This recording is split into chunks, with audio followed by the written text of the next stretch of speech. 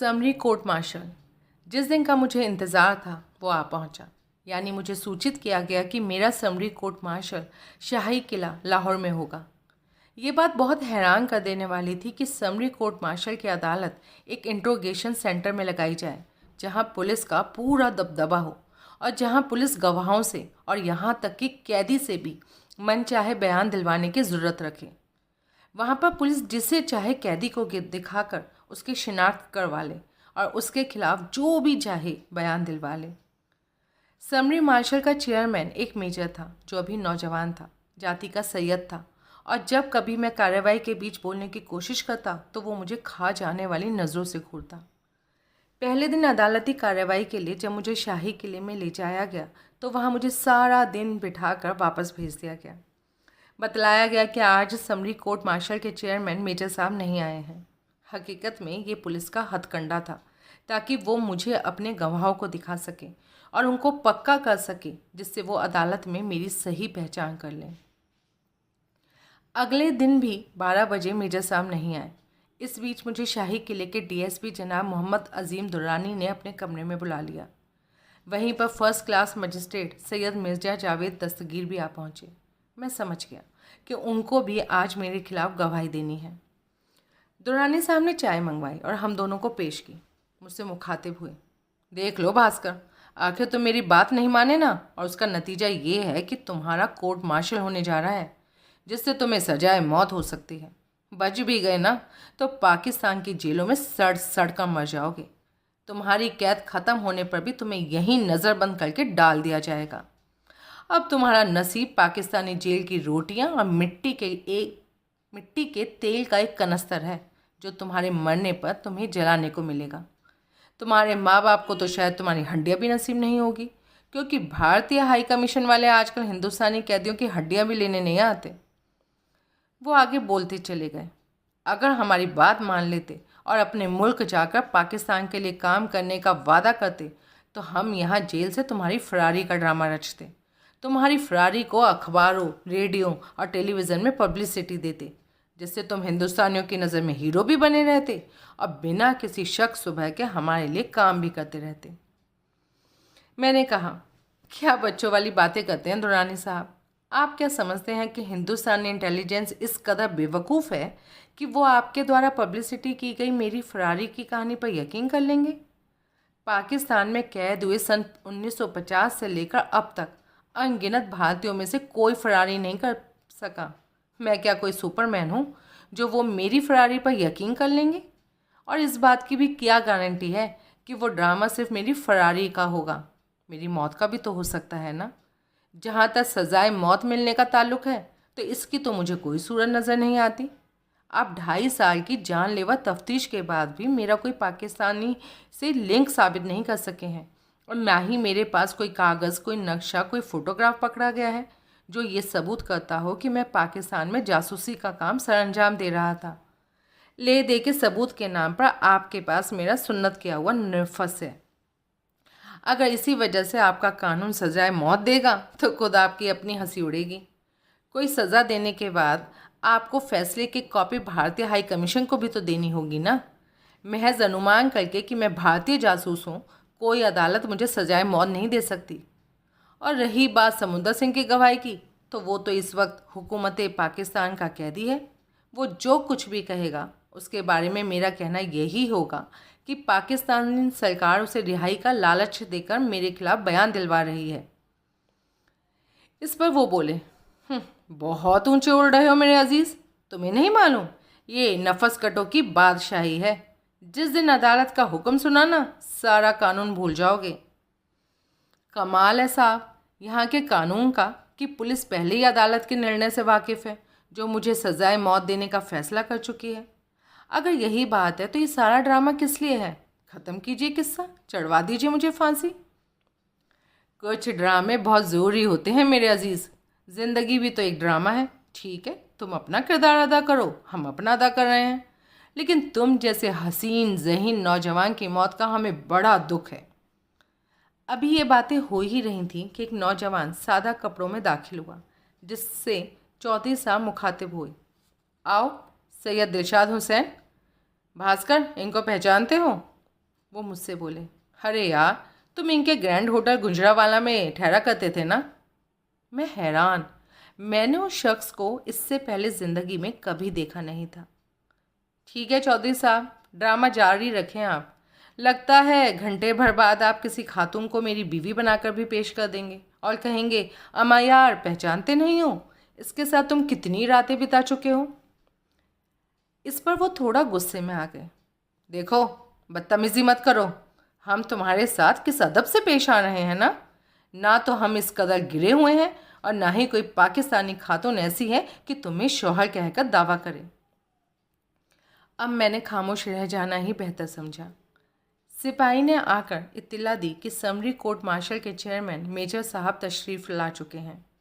Drama शुरू हो गया। हर गवाह अपने रटे रटाए बयान पेश कर रहा था, जिसमें ग्रैंड होटल गुजरावाला का मैनेजर सैयद दिलशाद हुसैन भी था। मुझे बड़ी हैरानी हुई जब उसने कुरान की कसम खाकर झूठा बयान लिखवाना शुरू किया। उसके बाद साहिबाल के गांव का भागदीन भी कुरान की कसम खाकर मेरे खिलाफ बयान दे गया। इसके बाद एक एक करके गवाह आते रहे और मैं खामोश तमाशाई बना रहा। जब मजिस्ट्रेट सैयद जावेद दस्तगीर अपना बयान लिखवाने लगे तो मैंने उनसे सवाल किया, पीर साहब, क्या आप बतलाएंगे कि जिस वक्त आप मेरा बयान लिख रहे थे उस वक्त इंस्पेक्टर राजा गुल अनार खान आपके चैम्बर में थे या बाहर? चैम्बर के बाहर। कुरान की कसम खाकर एक ऑफिसर इस कदर झूठ बोले, ये बात जनाब आपको जेबा नहीं देती, मैंने कहा। और ये सुनते ही समरी कोर्ट मार्शल के चेयरमैन गुस्से से मुझ पर उबल पड़े और बोले, खामोश गुस्ताख, तुम्हें ऐसी बदतमीजी से बात नहीं करनी चाहिए। तुम्हें अपने सवाल का जवाब मिल गया है। आइंदा किसी गवाह पर कोई रिमार्क्स नहीं दोगे, समझे? अब मैं क्या कह सकता था, खामोश होकर रह गया। इसके बाद मैंने किसी गवाह से कोई सवाल नहीं किया। जब राजा गुल अनार खान की बारी आई तो अपना बयान लिखवाने के बाद वो बोले, भास्कर, कुछ तो पूछ लो। मैं बोला, राजा साहब, अगर कुछ कहूँगा तो वो तौहीन अदालत होगी, इसलिए बेवजह अपने जुर्म में इजाफा क्यों करूँ। अगर यहाँ दस्तूर जुवाबंदी है तो ज़बान खोलना फिजूल ही नहीं, हिमाकत भी है। फिर भी अगर आप कहते हैं तो अर्ज करता हूँ, क्या बतलाएंगे कि जिस वक्त मजिस्ट्रेट सैयद मिर्ज़ा जावेद दस्तगीर मेरा बयान लिख रहे थे उस वक्त आप इनके चैम्बर के अंदर थे या बाहर? वो बोले, ना मैं चैम्बर के अंदर था ना बाहर, मैं चैम्बर की चौखट पर खड़ा था। इतने पर मैं बोला, बतला सकेंगे जनाब कि दरवाज़ा मजिस्ट्रेट साहब की कुर्सी से कितना दूर था? आपको मेरा बयान सुनाई दे रहा था या नहीं? जहाँ तक मुझे याद है मैं आप दोनों से 3 से 4 फीट के फासले पर था और जो कुछ भी कलमबद्ध किया जा रहा था वो मुझे पूरी तरह सुनाई दे रहा था। बहुत बहुत शुक्रिया साहब, मुझे और कुछ नहीं पूछना। ये एक बहुत अहम कानूनी नुक्ता था। कानून के मुताबिक जब मुजरिम के दफ़ा 164 के तहत इकबालिया बयान लिखे जाते हैं तो ये लाजिम होता है कि मजिस्ट्रेट और मुजरिम के अलावा कोई कमरे के अंदर ना हो। यहाँ तक कि कमरे के बाहर भी पुलिस को इतनी दूर खड़ा किया जाता है कि वो मुजरिम के बयान ना सुन सके।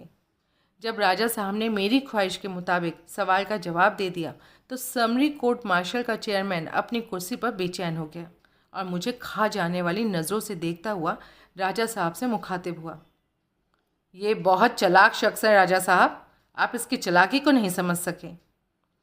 राजा साहब बोले, मैं सब समझता हूँ मेजर साहब, कुरान की कसम खाकर हकीकत से इनकार कैसे कर सकता हूँ।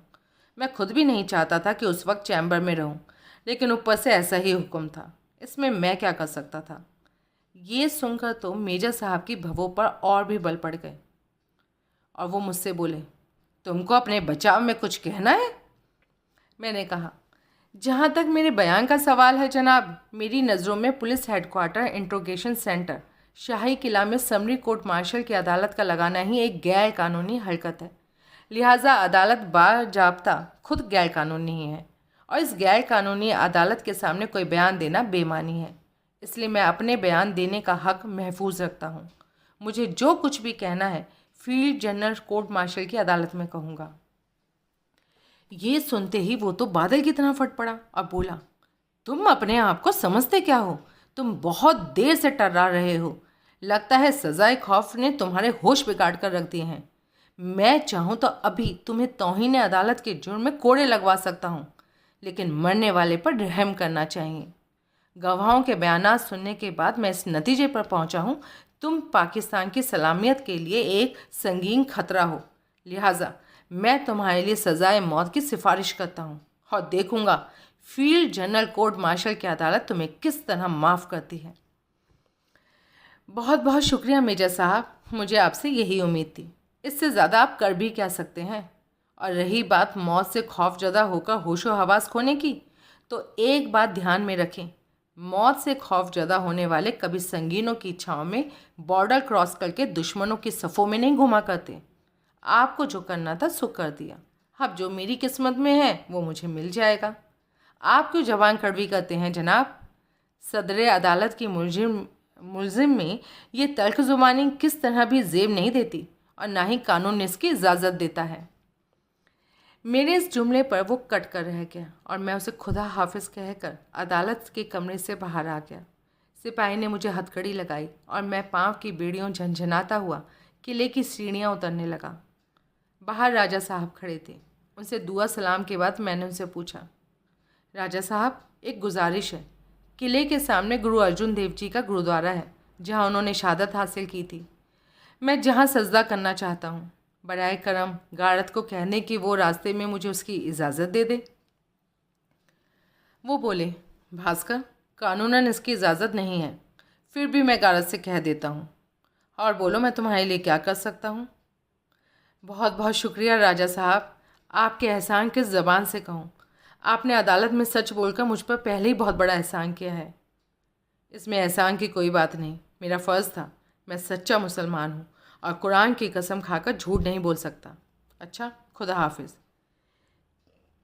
ये कहकर वो चल दिए और मैं बड़ी देर तक भीगी आंखों से इस आदमी को देखता रहा जिसे लोग शाही किले का जल्लाद कहते थे। गारद के हवालदार ने मुझे चलने को कहा। शाही किले से निकलते ही बिल्कुल सामने गुरु अर्जुन देव जी का गुरुद्वारा है, जिसकी नए सिरे से तामीर हो रही थी। गुरुद्वारे की डौड़ी में पहुंचकर हवलदार ने मेरे हाथ से हथकड़ी खुलवा दी और बोला, अजीज़, जाओ सजदा कर लो। पाँव में बेड़ियाँ लगी हुई थीं। उनको झंझनाता हुआ मैं बड़े अदब के साथ गुरुद्वारे में दाखिल हुआ। ये वो जगह थी जहाँ गुरु अर्जुन देव जी के सर पर भुनी हुई गर्म रेत डाल डाल कर उनको शहीद किया गया था। मेरी जेब में 1 रुपया था, जो मैंने जेल से चलते हुए किसी पाकिस्तानी कैदी से मांगा था। भेंट चढ़ाकर मैंने सजदा किया और उस वक्त गुरु गोविंद सिंह जी की पंक्तियाँ मेरे कानों में गूंज उठी। जी तू मेरे नाल है तहाँ केहा मोह छंदा, तुद सब कुछ मैनू सौंपियाँ जहाँ तेरा बंदा। जब तू मेरे साथ है तो किसी प्रकार का मोह और शंका करने की क्या ज़रूरत है। तूने सब कुछ मेरे हवाले किया है, मैं तेरा प्रतिनिधि हूँ। उस ख्याल से कि मैंने एक रूहानी ताकत महसूस की। मुकदमे की सज़ा का खौफ ना जाने कहाँ उड़ गया था। इसके बाद तांगे में बैठकर कोट लखपत जेल पहुँच गए, जहाँ आकर मैंने घर वालों को पत्र लिया कि बहुत जल्द मुझ पर मुकदमा चलने वाला है। आप मेरे लिए प्रार्थना करें। मैं समरी कोर्ट मार्शल और सज़ाए मौत की सिफारिश की बात बिल्कुल गोल कर गया। नहीं चाहता था कि घर वाले परेशान हों, लेकिन फिर भी जैसा कि बाद में पता चला, ये खबर अखबार और रेडियो के जरिए उन तक पहुंच गई थी। वे तो यही समझ बैठे थे कि मुझे फांसी लगने का हुक्म दे दिया गया है। ये खबर सुनकर मुझे इकलौते बेटे के माँ बाप और बेसहारा बीवी पर क्या गुजरी होगी, इसकी सिर्फ कल्पना ही की जा सकती है। Field general court martial. इसके तकरीबन 1 महीने बाद सुबह सुबह हुक्म आया कि आज मुझे अपने फील्ड जनरल कोर्ट मार्शल के लिए जाना है। फील्ड जनरल कोर्ट मार्शल की अदालत में 1 कर्नल और 4 मेजर जजों की कुर्सी पर बैठते हैं। इस बेंच का सदर कर्नल होता है, 1 मेजर सरकारी वकील होता है और 1 मेजर वकील कैदी की ओर से मुकदमा लड़ता है। जब मुझे कोर्ट मार्शल के सदर कर्नल खुर्शीद ने बतलाया कि मेरी तरफ से मुकदमा मेरा वकील लड़ेगा और मुझे जो कुछ भी अदालत से कहना है मैं उसकी मार्फत कहूँगा, तो इस पर मैंने प्रतिवाद किया और कहा, मुझे किसी सफाई के वकील की ज़रूरत नहीं, मैं अपना मुकदमा खुद लड़ूंगा। इस पर कर्नल बोला, कानूनी तौर पर यह ज़रूरी है कि तुम्हें सफाई का वकील दिया जाए, लेकिन ये बात तुम्हें लिख कर देनी होगी कि तुम गवाहों से ज़िरा खुद करोगे और अपना डिफेंस भी खुद ही पेश करोगे। मैंने लिख कर दे दिया। इसके बाद अदालत के पूरे बेंच ने खड़े होकर कुरान पर हाथ रखकर कसम खाई कि वो कैदी के साथ पूरा इंसाफ करेंगे और जहाँ उन्हें गवाह या कैदी का बयान मशकूक नज़र आएगा वहाँ वे अपनी आत्मा की आवाज़ सुनकर फैसला देंगे। इसके बाद सरकारी वकील ने कसम खाई कि वो पाकिस्तान की सलामियत के लिए सच्चा मुकदमा लड़ेगा और बेवजह कैदी को फांसी लगाने की पेशकश नहीं करेगा और ना ही उसे फंसाने की कोशिश करेगा। फिर मेरे वकील ने कसम खाई कि वो कैदी की ख्वाहिश के मुताबिक अपना रोल अदा करेगा। मुझे तो कसम दिलाई गई कि मैं सच कहूँगा और सच के सिवा कुछ नहीं कहूँगा। अब अदालती कार्रवाई शुरू हुई। सबसे पहले 596 FIU लाहौर के नायब सूबेदार मोहम्मद असलम बतौर गवाह पेश हुए। अब मैंने उनसे जिरह करना चाही तो वे अदालत से बोले, मैं उनसे सवाल नहीं कर सकता। इस पर कर्नल खुर्शीद गुस्से में आ गए और बोले, जब हम कैदी को हक दे रहे हैं सवाल करने का तो तुम कौन होते हो जवाब ना देने वाले? ईमानदारी से इसके सवालों का जवाब दो। मैंने उससे पूछा, क्या मेरी गिरफ्तारी के वक्त आपको मेरे पास से कोई ऐसा कागज़, कोई कैमरा, कोई वायरलेस सेट या कोई ऐसा सबूत मिला जो मुझे जासूस साबित करता हो? उसने जवाब दिया, नहीं। फिर मैंने पूछा, क्या दौरान तफ्तीश मेरा किसी पाकिस्तानी शहरी से कोई लिंक साबित हो सका? उसने कहा, नहीं। इसके बाद मैंने अदालत से कहा कि अब मुझे कुछ और नहीं पूछना। सरकारी वकील ने अपना दूसरा गवाह पेश किया, Dilshad Hussain Syed, manager grand hotel Gujranwala. उसने बयान दिया, आज से 3 साल पहले की बात है जी। एक शाम ये शख्स अपने 3 साथियों के हमरा मेरे होटल में आया। इन्होंने अपने नाम तरतीबवार मोहम्मद असलम, इमामदीन और अब्दुल रहमान बतलाए। कहा कि ये 7 चक साहिवाल मिंट गुमरी के रहने वाले हैं और इनके साथ जो बूढ़ा इमामदीन था उसकी आंखों के इलाज के लिए इनको अगले दिन डस्का जाना है। चुनाचे मैंने इनके नाम रजिस्टर में दर्ज किए, सोने के लिए इनको चारपाई दे दी। जी मेरे होटल में ये गालिबन 3 दिन ठहरे, सुबह सुबह निकल जाते थे और रात को वापस आते थे। इनकी गिरफ्तारी के बाद इनके बयानों से ही पुलिस ने मुझे तलब किया और मैं वो रजिस्टर लेकर हाजिर हूँ जिनमें इनके नाम दर्ज हैं। ये कहकर वो चुप हो गया। इस पर मैं उठा और उससे पूछा, सैयद दिलशाद हुसैन, आप कहते हैं कि आपने रजिस्टर में ये नाम लिखे, क्या आप दोबारा यही नाम कागज़ पर लिखेंगे? क्यों नहीं साहब। इस पर उसने होटल की वही एंट्री एक सादा कागज़ पर उतार दी।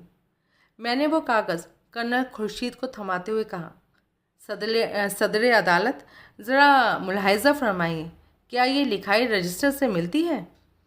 इस पर अदालत ने गौर से उसका रजिस्टर से मिलान किया और कहा, तकरीबन मिलती जुलती है। इस पर मैं बोला, बात तकरीबन की नहीं हुजूर, जनाब ने कसम खाई है सही इंसाफ करने की।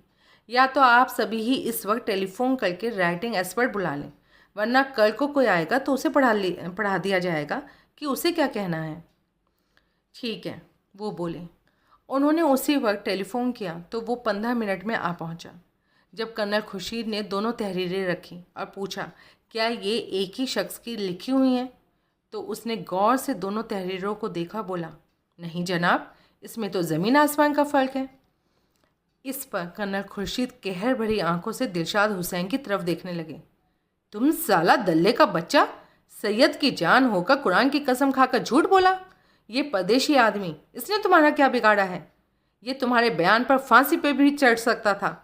अदालत को गुमराह करने के जुर्म में हम तुम्हें 10 कोड़े और 6 मास की सज़ा देते हैं।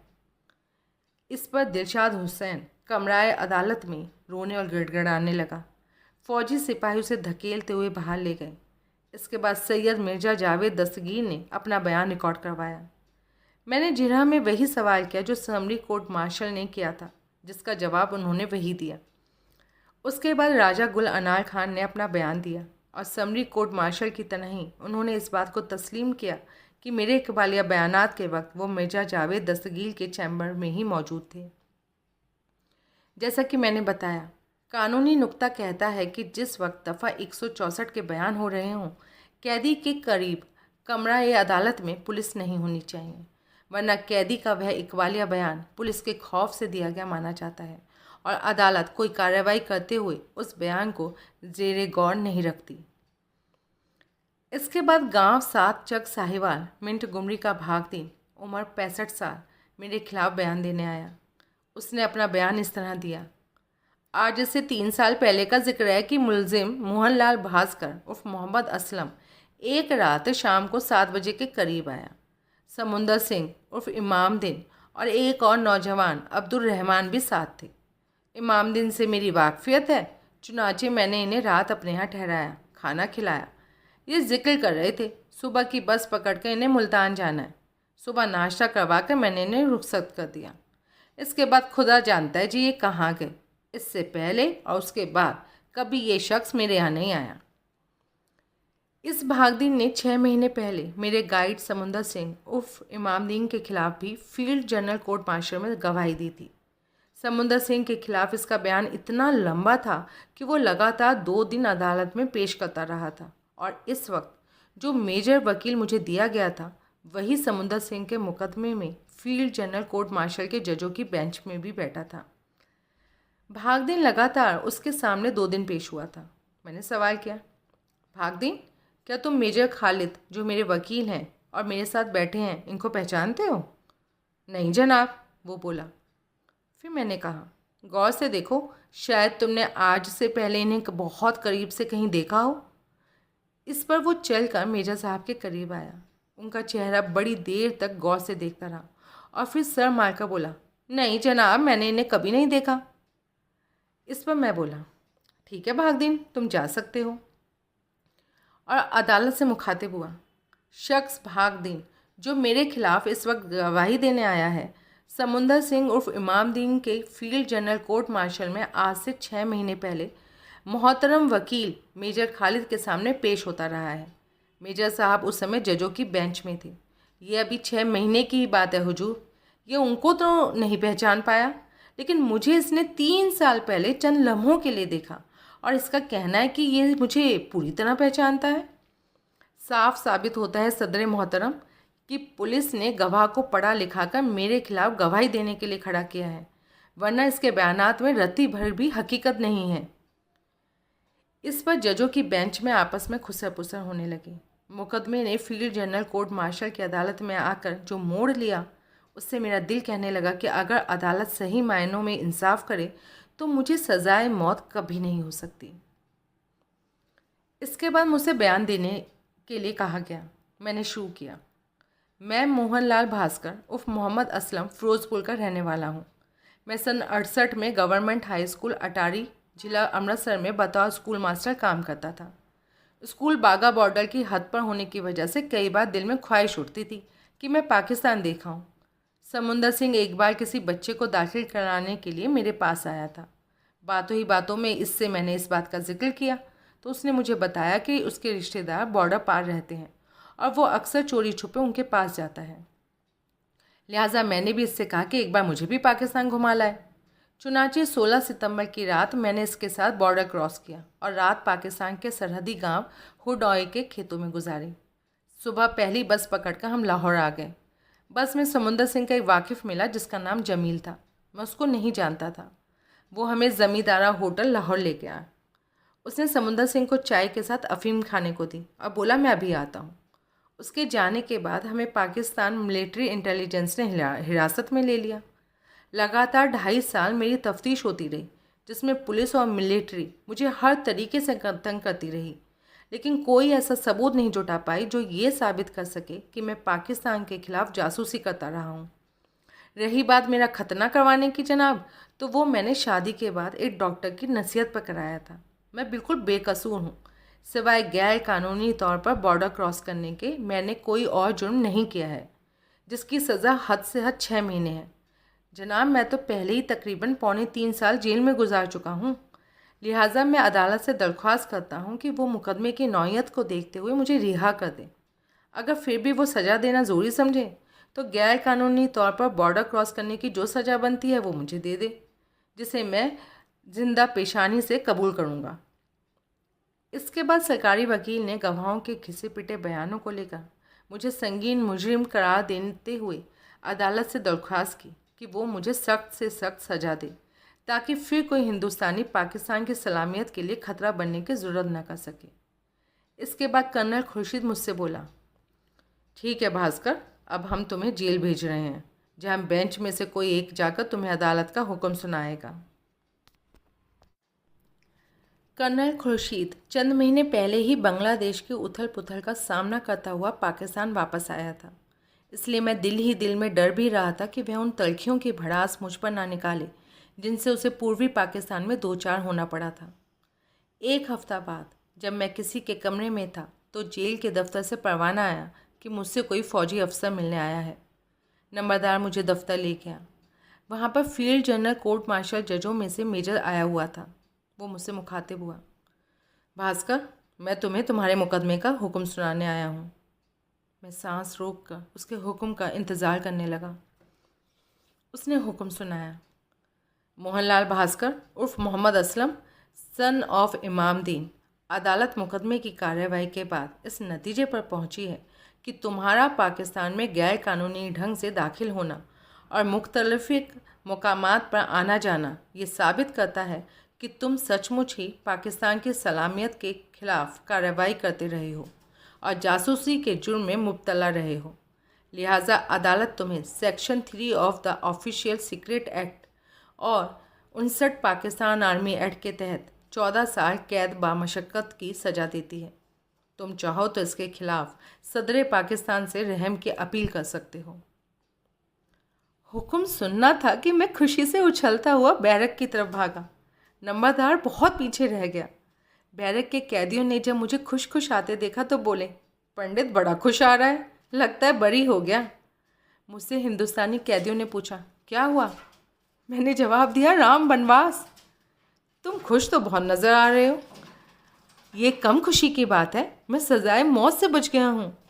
इसके बाद मैंने घर वालों को चिट्ठी लिख दी, मुझे 14 साल की कैद हो गई है, और साथ में ये भी लिख दिया कि वो फिक्र ना करें, भगवान जल्द ही कोई ना कोई सूरत निकालेगा कि हमारा मिलन हो। लाहौर से मियांवाली। कैद होने के बाद अभी दिन लाहौर में ही कट रहे थे। मुझे इस बात की खुशी थी कि मैं सजाए मौत से बच गया था। उधर बंगाल में हालात दिन ब दिन बिगड़ रहे थे, इसलिए कैदियों का हमारे साथ सलूक भी बुरे से बुरा होता जा रहा था। जब कैदी को सज़ा हो जाती है तो उसका चालान सेंट्रल जेल में कर दिया जाता है। मुझे भी बताया गया था कि मेरे बारे में चिट्ठी लिखी जा चुकी है। वे मुझे या तो मुल्तान सेंट्रल जेल भेज देंगे या मियांवाली जेल। अभी मेरा चालान आया नहीं था और मैं चालान की तैयारियां करने लगा। मेरे पास 2 कनस्तर थे। इसमें मैंने दैनिक ज़रूरतों का सामान जैसे गुड़, साबुन, तेल, चाय पत्ती, सिगरेट वगैरह जमा कर रखे थे। अच्छा पहलवान अभी भी कभी कभी मेरे पास आ जाया करते थे। जब मैंने उनसे चालान की बात कही तो उन्होंने मुझे 10-10 के नोटों में 200 रुपये दिए और बोले, लो पंडित, मेरी तरफ से रख लो, कभी ज़रूरत पड़ने पर तुम्हारे काम आ जाएंगे। मेरे लिए वो 200 रुपये उस वक्त 2000 से कम नहीं थे। इसके अलावा एक और पाकिस्तानी दोस्त सेठ जमील ने मुझे 50 रुपये दिए। इस प्रकार मेरे पास एक अच्छी खासी रकम हो गई जो मेरी ज़रूरत पूरी करने के लिए काफ़ी थी। इस रकम से अपनी कैद का सफ़र शुरू करने में मुझे काफ़ी हौसला मिला। फिर चालान का दिन आ पहुंचा। गार्ड मुझे लेने आ गई, एक हवलदार और 3 सिपाही। चलते वक्त पैरों से बेड़ियाँ उतार दी गईं। शाम को हमने लाहौर से 7:30 बजे माड़ी इंडस ट्रेन पकड़ी। अच्छा पहलवान तो मुझे पिस्तौल तक देने को तैयार थे कि रास्ते में मैं मौका पाकर गार्ड को धमकी देकर निकल भागूं। लेकिन मैंने पिस्तौल लेना जायज़ ना समझा। मुझे उम्मीद थी कि जेल से जाते हुए गार्ड मेरी पूरी तलाशी लेगी। अगर पिस्तौल पकड़ी गई तो इंक्वायरी होने पर अच्छा पहलवान भी लपेट में आ जाएगा। इसलिए मैंने ये कहकर इनकार कर दिया, नहीं दोस्त, अब तो खुदा ही कोई रास्ता निकालेगा। अगर मेरी किस्मत में मेरे देश का अन्नदाता लिखा है तो इंशाअल्लाह बाफजले खुदा अपने देश ज़रूर पहुंच जाऊंगा। भीगी आंखों से उन्होंने मुझे खुदा हाफिज़ कहा था। माड़ी इंडस ट्रेन कोई ख़ास तेज़ रफ्तार गाड़ी नहीं थी। एक बार तो जी में आया कि हाथ से हथकड़ी खिसकाकर चलती गाड़ी से छलांग मार जाऊं, लेकिन फिर सोचा कि नहीं, अब तो सब कुछ भाग्य पर ही छोड़ देना चाहिए। बेवजह खतरा मोल लेने की क्या ज़रूरत है। गाड़ी सुबह 9 बजे मियांवाली आ पहुंची। मियांवाली तपता हुआ रेतीला इलाका है। जेल स्टेशन से तकरीबन 2.5 मील के फासले पर है। हवलदार ने एक तांगा किराए पर लिया। आगे की सीट पर 2 सिपाही मेरे अगल बगल बिठाए और तांगा मंजिल मकसूद की तरफ चल पड़ा, जहाँ मुझे अपनी जवानी का एक बेहतरीन हिस्सा जेल की दीवारों में रहकर काटना था। हवलदार ने सिपाहियों से कहा कि इसका खास ध्यान रखना, कोई हरकत ना करे। मैं बोला, हवलदार साहब, हरकत करनी होती ना तो रास्ते का सफ़र बहुत लंबा था, उसमें कल गुजरता। तो वो बोला, मेरी मुराद तुम्हारे भागने से नहीं है, अभी 1 साल पहले की ही बात है। हम तुम्हारे ही ज़िले के एक हिंदुस्तानी कैदी जोगिंदर को सेंट्रल जेल मिंट गुमरी से लेकर आए थे। उसकी भी 14 साल की सज़ा हुई थी। सज़ा सुनने के बाद वो अपना दिमागी तवाज़न खो बैठा। उसने जेल में अपना नफस यानी कि लिंग काट कर खुदकुशी करने की कोशिश की। बहुत दिनों तक उसका इलाज होता रहा और वो बच गया।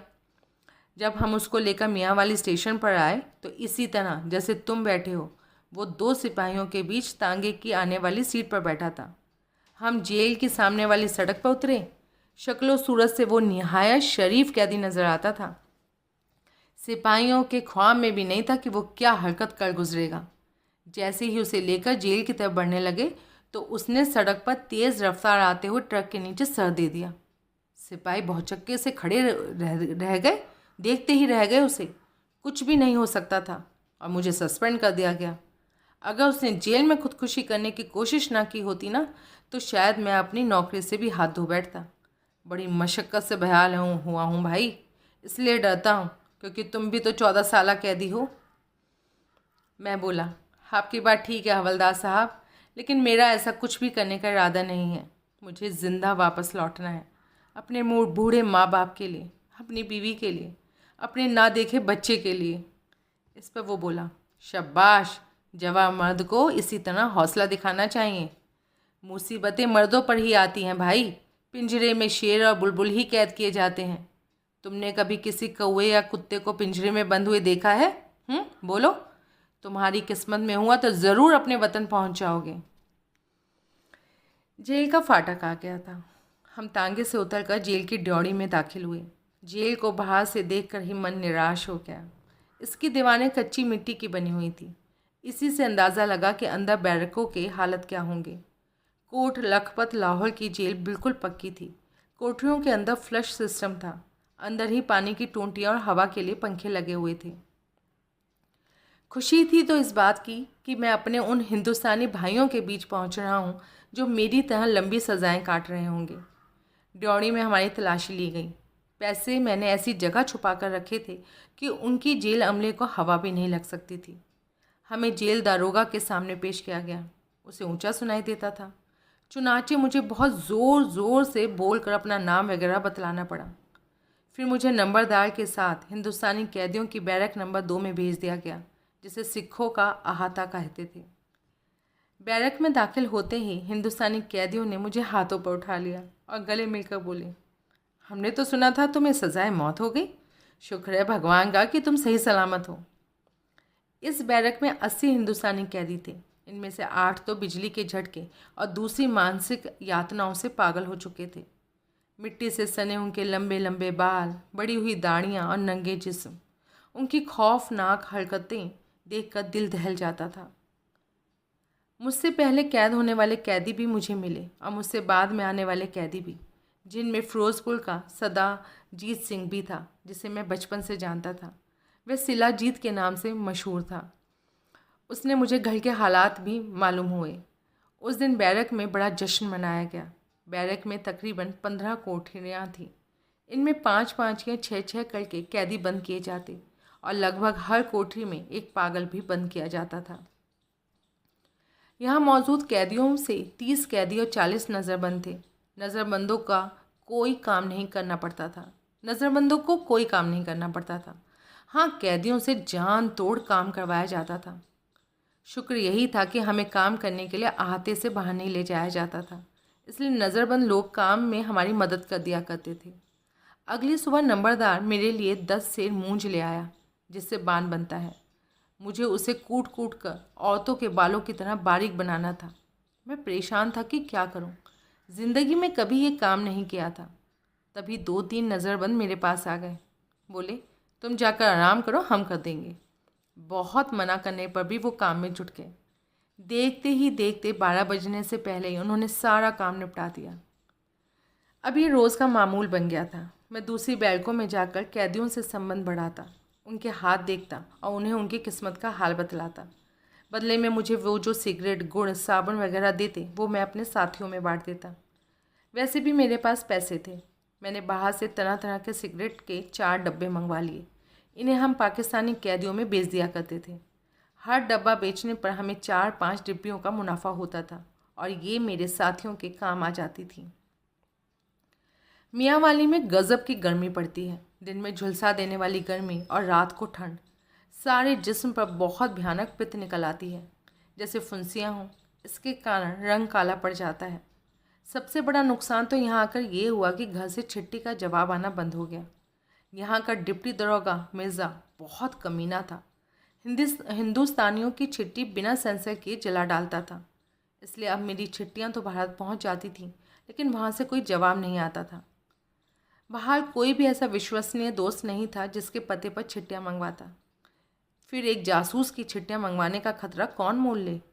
ये थी कैद के सफ़र की शुरुआत, जिसमें मुझे 14 साल गुजारने थे।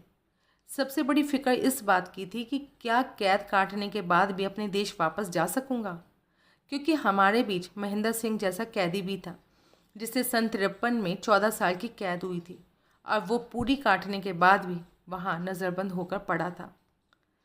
वो मेरी तरह 25 साल की जवान उम्र में कैद हुआ था और इस वक्त देखने में 70 साल का मालूम हो रहा था। सर और दाढ़ी के बाल बिल्कुल सफ़ेद हो चुके थे। उसकी जवानी जेल खा गई थी। मैं हैरान था कि भारत सरकार अपने सपूतों के प्रति इस कदर लापरवाह है कि इन मौत के मुंह में फंसे लोगों की सुध भी नहीं लेती थी। उसके लाडों के साथ दूसरे मुल्क में क्या सलूक होता है, कभी फेल कर नज़र देखती भी नहीं थी।